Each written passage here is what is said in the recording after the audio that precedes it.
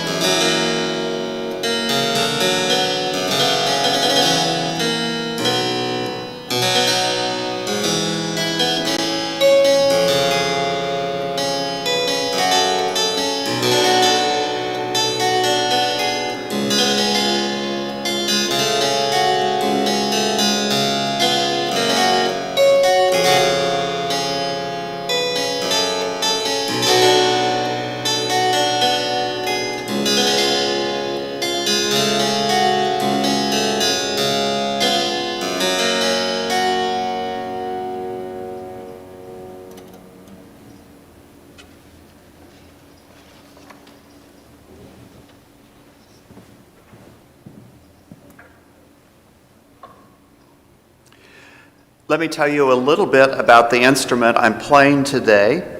It was built 6 years ago by a harpsichord builder in Salem, Oregon, Owen Daly. Owen based this instrument on a harpsichord that's located in a museum in a small village in Sweden. The instrument is labeled Berlin 1710 and has been identified as being one of the 3 surviving harpsichords built by Michael Mietke.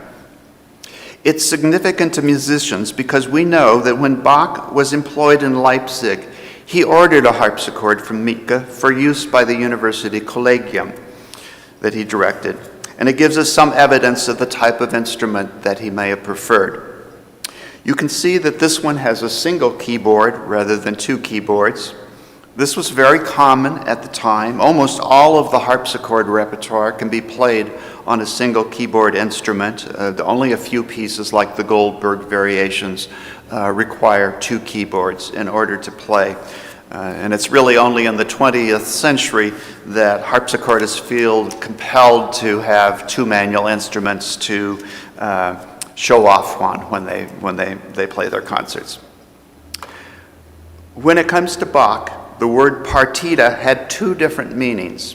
The older meaning is a set of variations on a secular tune or a chorale. So Bach's organ works have partitas based on the various Lutheran chorale tunes.